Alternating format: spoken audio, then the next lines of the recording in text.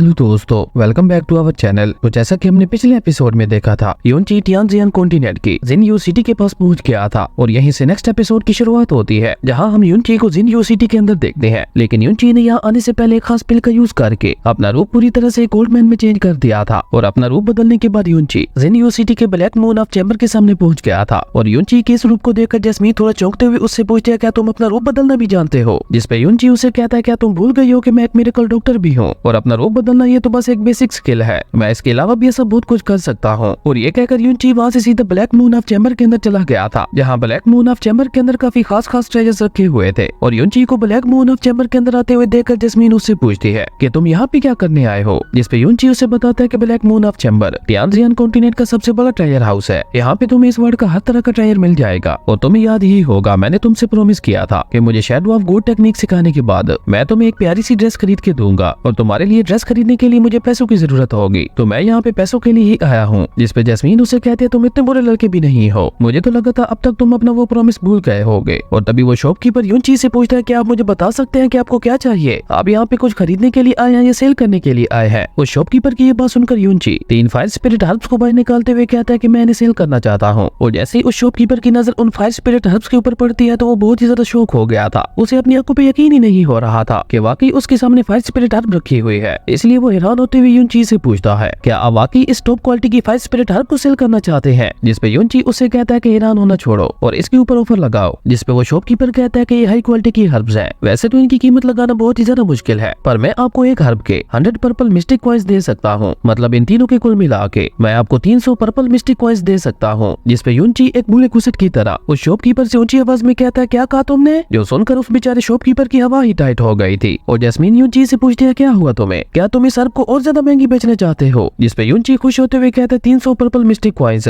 30,000 green mistake coins के बराबर होते हैं और येलो मिस्टिक कॉइंस में तो उनकी कीमत 3 मिलियन हो जाएगी। मैं जानता हूँ कि फायर स्पिरिट हर्ब बहुत ज्यादा कीमती होती है, लेकिन वो इतनी ज्यादा महंगी बिकेगी ये मैंने कभी नहीं सोचा था। वहीं यूनची को कोई भी जवाब ना देते हुए देखकर वो शॉपकीपर थोड़ा हिचकिचाते हुए यूनची से कहता है, सर अगर आपको ये कीमत सही नहीं लग रही तो मैं आपके लिए ये कीमत और भी ज्यादा बढ़ा सकता हूँ। जिसपे यूनची कहता है, उसकी कोई जरूरत नहीं है, अब से ये फायर स्पिरिट हर्ब्स तुम्हारी हुई। यूनची की ये बात सुनकर वो शॉपकीपर तो इतना ज्यादा खुश हो गया था कि वो यूनची को ग्रीट करते हुए उसका शुक्रिया अदा करने लगा था। और वो यूनची को चने के जाल पे चढ़ाते हुए उससे कहता है कि आपके आने से तो मेरी इस छोटी सी दुकान की शान ही बढ़ गई है। और ये कहकर वो शॉपकीपर यूनची को एक मिस्टिक कॉइंस कार्ड देता है, जिसके अंदर 300 पर्पल मिस्टिक कॉइंस थे। और यूनची ने भी चुपचाप उस कार्ड को रख लिया था। जिसके बाद यूनची ड्रैगन पिल को बाहर निकालते हुए कहता है कि मैं इसे भी सेल करना चाहता हूँ। ड्रैगन पिल को देखकर तो उस बेचारे शॉपकीपर को 440 वोट का झटका लगता है। वहीं जैस्मीन यूनची से कहती है, क्या तुम पागल हो गए हो? ये फ्लेम ड्रैगन की मिस्टिक पिल है, तुम इसे सेल क्यों कर रहे हो? जिसपे यूनची कहता है कि मैं इस पिल को सेल नहीं करने वाला, मैं तो बस इस शॉपकीपर को थोड़ा शो करना चाहता हूँ और मेरा ये एक्शन फ्यूचर में मेरे लिए बहुत ज्यादा आसानियां पैदा करेगा। वहीं दूसरी तरफ अब वो शॉपकीपर यूनची की और भी ज्यादा इज्जत करने लगा था और वो यूनची को एक चेयर के ऊपर बैठाते हुए उससे पूछता है, ओल्ड मास्टर क्या मैं आपसे आपका नाम पूछ सकता हूँ? जिसपे यूनची गुस्से से उससे कहता है, क्या ब्लैक मून ऑफ चैम्बर के रूल्स चेंज हो गए हैं? आखिर तुम्हारी हिम्मत कैसे हुई तुम्हारे साथ बिजनेस करने वाले लोगों के साथ पूछताछ करने की? जिसपे वो शॉपकीपर घबराते हुए कहता है, नहीं प्लीज मुझे माफ कर दीजिए, मैंने तो ये बस इसलिए पूछा क्योंकि ये ड्रैगन पिल किंग फेस लेवल की है और ऐसी पावरफुल पिल पूरे टियानजियान कॉन्टिनेंट के अंदर भी किसी के पास नहीं होगी। जिसपे यूनची उससे कहता है कि ये सारी बातें छोड़ो और इस पिल की बोली लगाओ। जिसपे वो शॉपकीपर कहता है कि अगर सच कहूँ तो मैं इस पिल के ऊपर बोली लगाने के लायक ही नहीं हूँ। इवन पूरे टियानजियान कॉन्टिनेंट के अंदर भी सिर्फ कुछ ही ऐसे लोग होंगे जो इस पिल के ऊपर बोली लगा सकते हैं, क्योंकि इस ड्रैगन पिल की कीमत मेरी इस दुकान की जैसी 10 दुकानों से भी ज्यादा है। और ये कहकर वो शॉपकीपर यूनची से कहता है, माफ कीजिएगा पर क्या मैं आपसे पूछ सकता हूँ कि आप ये ट्रेजर क्यों बेचना चाहते हैं? जिसपे यूनची कहता है, क्योंकि ये ड्रैगन पिल मेरे किसी काम की नहीं है। और ये कहकर यूनची वहाँ से जाने लगता है, पर जैस्मीन उसे रोकते हुए कहती है, रुको, तुम तो यहाँ पे मेरे लिए एक ड्रेस लेने वाले थे ना? क्या तुमने ऐसा सिर्फ मुझे खुश करने के लिए बोला था? जिसपे यूनची उसे कहता है, नहीं मैं वाकई यहाँ पे तुम्हारे लिए ड्रेस लेने ही आया था। वहीं दूसरी तरफ वो शॉपकीपर यूनची को इस तरह से रुका हुआ देखकर उससे पूछता है, मास्टर क्या आप यहाँ से कुछ खरीदना चाहते हैं? उस शॉपकीपर की ये बात सुनकर जैस्मीन यूनची से कहती है, तुम्हें मेरी ड्रेस खरीदने के लिए कहीं और जाने की कोई जरूरत नहीं है, क्योंकि मुझे वो पीछे वाली रेड ड्रेस पसंद आ गई है और मैं वही चाहती हूँ। जैस्मीन की ये बात सुनकर यूनची भी उस ड्रेस को देखते हुए शॉपकीपर से कहता है कि इस ड्रेस की क्या कीमत है? जिसपे वो शॉपकीपर यूनची से कहता है कि आपकी पसंद वाकई बहुत ज्यादा अच्छी है, क्योंकि ये रेड फायरी ड्रेस इस पूरी दुनिया में सिर्फ एक ही है, इसलिए इसकी कीमत भी थोड़ी ज्यादा है। इस रेड फायरी ड्रेस की कीमत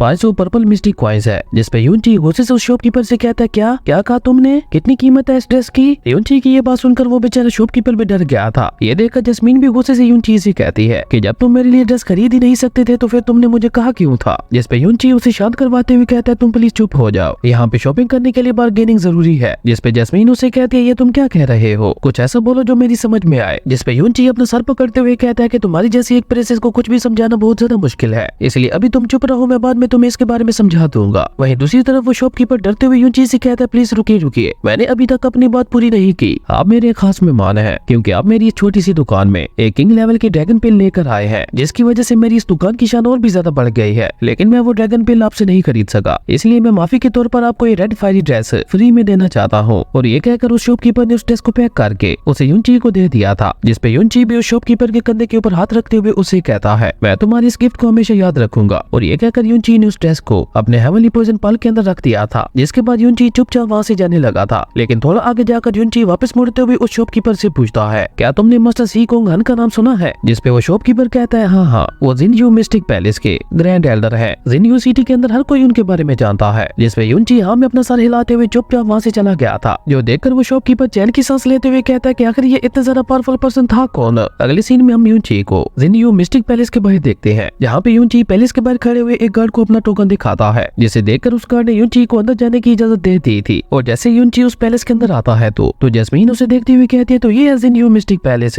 आखिर ये किस तरह की जगह है। जिसपे यूनची जैस्मीन को बताता है कि इस जगह को चंग फेंग की रॉयल फैमिली ने बनाया था और वो लोग जो किसी सेट को ज्वाइन नहीं कर पाते, ये जिनयू मिस्टिक पैलेस उनके आगे की कल्टीवेशन प्रैक्टिस के लिए एक बहुत अच्छी जगह है। और इन बातों के दौरान वो गार्ड यूनची को लेकर पैलेस के मेन हॉल के अंदर आ गया था। और जैसे ही वो गार्ड मास्टर सी कोंग हन को यूनची का वो टोकन दिखाता है तो मास्टर सी कोंग यूनची को पहचान गए थे, क्योंकि मास्टर सी कोंग यूनची के ग्रैंडफादर के एक बहुत अच्छे दोस्त थे। और तभी मास्टर सी कोंग यूनची के पास आकर उससे पूछते हैं तो तुम जाओ ली के ग्रैंडसन हो। और ये कहकर मास्टर सी कोंग ने यूनची का वो टोकन उसे वापस कर दिया था। जिसे देखते हुए यूनची को अपने ग्रैंडफादर की याद आती है, जहाँ उन्होंने यूनची को ये टोकन देते हुए कहा था कि जब तुम्हारे पास आगे बढ़ने का कोई भी रास्ता ना हो तो तुम जिनयू सिटी के अंदर चले जाना और वहाँ जाकर मास्टर सी कोंग हन से मिलना। और अपने ग्रैंडफादर की ये बातें याद करके यूनची मास्टर सी कोंग को विश करते हुए कहता है हाँ बिल्कुल, मैं जाओ ली का ग्रैंडसन हूँ और मैं यहाँ पे अपने ग्रैंडफादर की विश पूरी करने के लिए आया हूँ। यूनची की ये बात सुनकर मास्टर सी कोंग भी थोड़ा सैड होते हुए उससे कहते हैं मुझे पता चला था कि हाल ही में तुम लोगों के साथ क्या क्या हुआ है, लेकिन एक ऑफिशियल ग्रैंड एल्डर होने की वजह से मैं लियून सिटी आकर तुम लोगों की मदद नहीं कर सका। मुझे इस बात का बहुत दुख है, क्योंकि एक टाइम पे तुम्हारे ग्रैंडफादर जाओ ली ने मेरी बहुत ज्यादा मदद की थी, लेकिन जब उन्हें मेरी मदद की जरूरत पड़ी तो मैं कुछ भी नहीं कर पाया। मास्टर सी कोंग की ये बात सुनकर यूनची उनसे कहता है मास्टर प्लीज आप खुद को ब्लेम मत करें और मुझे उम्मीद है ग्रैंडफादर भी आपकी फीलिंग्स को अच्छी तरह से समझ गए होंगे। जिसपे मास्टर सी कोंग यूनची की तारीफ करते हुए उससे कहते हैं जाओ ली तुम्हारे जैसा पोता पाकर वाकई बहुत ज्यादा प्राउड फील करता होगा, पर मैं भी चेक करना चाहता हूँ कि तुम वाकई उसके प्राउड के काबिल हो भी या नहीं। और ये कहकर मास्टर सी कोंग अपनी स्पिरिचुअल पावर का यूज करते हुए यूनची के कंधे पे हाथ रखते हुए उसकी मिस्टिक वेंस को चेक करने लगते हैं। जो देखकर जैस्मीन यूनची को बताती है कि ये तुम्हारी मिस्टिक पावर को चेक करने की कोशिश कर रहा है, पर इसे पता नहीं चलना चाहिए कि तुम्हारे पास इविल गॉड की मिस्टिक वेंस है। जैस्मीन की ये बात सुनकर यूनची ने भी अपनी मिस्टिक पावर का यूज करके मास्टर सी कोंग की पावर को सप्रेस करना शुरू कर दिया था। इसलिए मास्टर सी कोंग को ये तो नहीं पता चलता कि यूनची के पास इविल गॉड की मिस्टिक वेंस है, पर उन्हें ये पता चल गया था कि यूनची ने अपनी 16 की 16 मिस्टिक वेंस को ओपन कर लिया है। और ये पता चलते ही उन्हें एक झटका लगता है, क्योंकि इतनी कम एज में किसी का भी अपनी सभी मिस्टिक वेंस को ओपन कर पाना लगभग इम्पॉसिबल था। और वो थोड़ा हैरान होते हुए कहते हैं कि अब मुझे पता चला कि तुम इतने कम एज में इंटरफेस रियलम में कैसे पहुंच गए, तुम वाकई एक जीनियस हो। जिस पर यूनची थोड़ा एक्साइटेड होते हुए मास्टर सी कोंग से पूछता है मास्टर क्या मैं अपनी इस कल्टीवेशन के साथ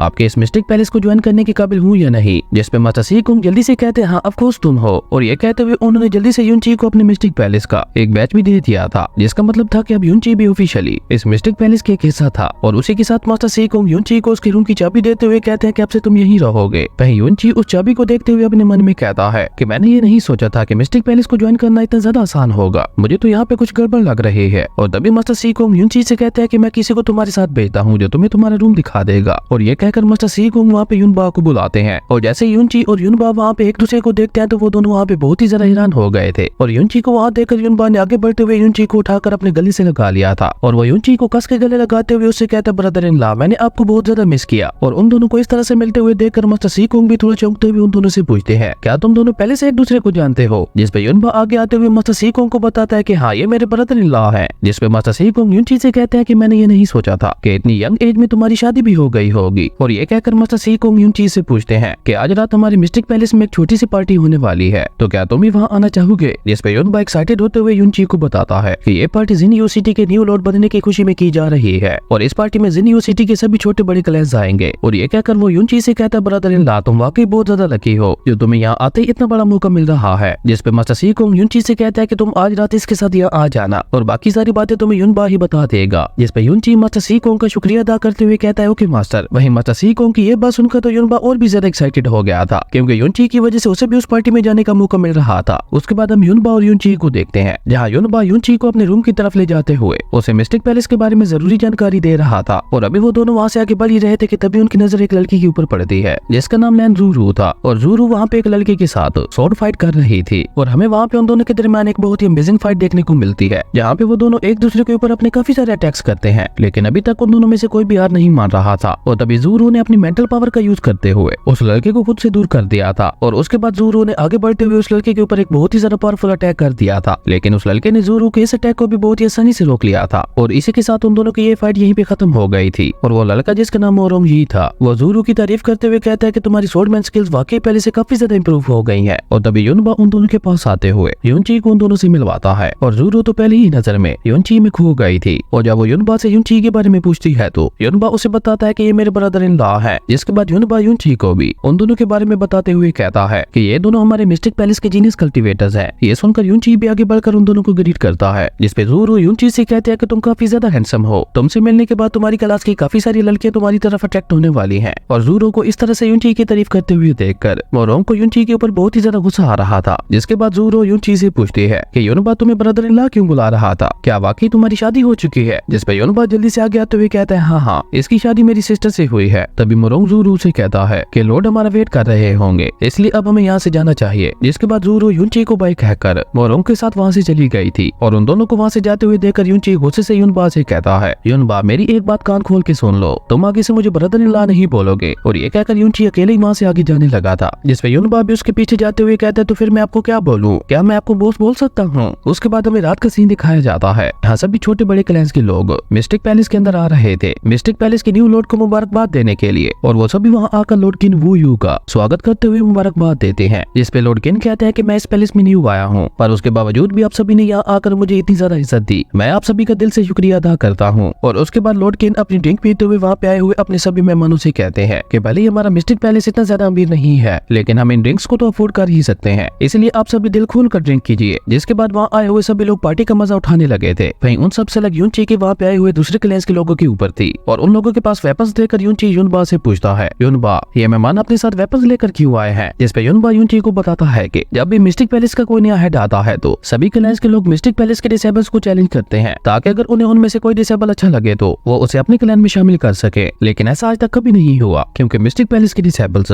बाकी क्लैन के डिसेबल से बहुत ही आसानी से हार जाते हैं। जिसपे युनची उसे पूछता है ऐसा क्यों, क्या मिस्टिक पैलेस बाकी क्लैंस के मुकाबले में बहुत ज्यादा कमजोर है? जिसपे युनबा कहता है ऐसी कोई बात नहीं है, ये सभी क्लैंस बहुत ज्यादा पुराने हैं और इनके पास कई सारी एंशिएंट टेक्निक्स हैं। इवन ये क्लैंस काफी ज्यादा अमीर भी है, इसलिए ये अपनी डिसेबल्स की ट्रेनिंग के ऊपर बहुत ज्यादा ध्यान देते हैं। और इनके मुकाबले में हमारा मिस्टिक पैलेस अभी बहुत ज्यादा नया है, इसलिए बाकी क्लैंस हमारे मिस्टिक पैलेस से बहुत ज्यादा पावरफुल है। और अभी युनबा युनची को ये सब बता ही रहा था कि तभी वहाँ पे जाओ ट्राइब के यंग मास्टर जाओ लू चेंग के आने की अनाउंसमेंट की जाती है। और जाओ ट्राइब के यंग मास्टर को देखकर सभी छोटे बड़े क्लैंस के मास्टर्स आगे आते हुए उसे ग्रीट करने लगते हैं। और इवन लॉर्ड किन भी खुद आगे आते हुए कहते हैं कि मैंने ये कभी नहीं सोचा था कि जाओ ट्राइब के यंग मास्टर खुद यहाँ आएंगे। जिसपे लू चेंग कहता है कि मैंने सुना था मिस्टिक पैलेस का न्यू हेड आने वाला है, तो मैंने सोचा इस मौके का फायदा उठाकर आज हम भी चलकर मिस्टिक पैलेस के साथ दोस्ती कर लेते हैं। जिसपे लॉर्ड किन हंसते हुए कहता है शुक्रिया यंग मास्टर, आपने ऐसा सोचकर हमारे मिस्टिक पैलेस की शान बढ़ा दी। और ये कहकर लॉर्ड किन उन दोनों को बैठने के लिए कहते हैं। और युनची लू चेंग को देखते हुए युनबा से पूछता है कि ये कौन है? जिसपे युनबा उसे बताता है कि ये जाओ लू चेंग है, जो कि जाओ ट्राइब का यंग मास्टर है और उसी के साथ साथ ये जिनयू सिटी की यंग जनरेशन का सबसे पावरफुल कल्टीवेटर है। जिसपे युनची कहता है ओ तो अब मैं समझा, इसलिए मास्टर किन इसे इतनी ज्यादा रिस्पेक्ट दे रहे थे। तभी युनबा युनची से कहता है कि इस बार मुझे पूरा यकीन है कि सीनियर ज़ूरू और सीनियर मोरोंग हमारे मिस्टिक पैलेस की खोई हुई इज्जत को वापस पा लेंगे। और तभी अचानक ही ज़ुआन जिन ट्राइब के एल्डर खड़े होते हुए कहता है लॉर्ड किन मुझे लगता है अब हम लोगों ने काफी ज्यादा ड्रिंक कर ली है, इसलिए अब क्यों ना और ज्यादा देर ना करते हुए इस कंपटीशन को शुरू किया जाए। जिसपे मास्टर किन उनसे कहते हैं कि आज आप सभी लोग मेरे मेहमान हैं, इसलिए आप लोग जैसा कहेंगे वैसा ही होगा। जिसपे जाओ जिन ट्राइब का वही एल्डर आगे आते हुए कहता है कि मैं अपने डिसेबल्स को आपके डिसेबल्स के साथ कम्पीट करवाना चाहता हूँ, इससे मेरे साथ साथ आपको भी अपने डिसेबल्स की ट्रू पावर के बारे में पता चल जाएगा। जिसपे यूनियन ट्राइब का भी एक एल्डर उसका साथ देते हुए कहता है तुम बिल्कुल ठीक कह रहे हो। जिसपे जाओ जिन ट्राइब का एल्डर कहता है अगर ऐसा है तो फिर देर किस बात की, चलो जल्दी से इस कंपटीशन को स्टार्ट करते हैं। और उस एल्डर के ऐसा कहते हैं उसकी ट्राइब का एक डिसेबल जिसका नाम ज़ुआन यू था, वो आगे आते हुए कहते हैं ओके तो सबसे पहले मैं फाइट करना चाहता हूँ। और ये कहकर वो मिस्टिक पैलेस के डिसेबल्स की तरफ इशारा करते हुए कहता है ओके तो तुम में से मेरे साथ फाइट करने के लिए कौन आएगा। लेकिन मिस्टिक पैलेस का कोई भी डिसेबल उसके साथ फाइट करने के लिए आगे नहीं बढ़ता। ये देखकर ज़ुआन यू का कहता है अगर ऐसा है तो फिर मैं खुद ही तुम्हारे में से किसी डिसेबल को सिलेक्ट कर लेता हूँ मेरे साथ फाइट करने के लिए। और ये कहते हुए उसकी नजर यूनबा के ऊपर पड़ती है, इसलिए वो यूनबा को ही उसके साथ फाइट करने के लिए सिलेक्ट करता है। जिस पे यूनबा कहता है पर मैं ये फाइट कैसे कर सकता हूँ, मैं तो बस 14 साल का हूँ।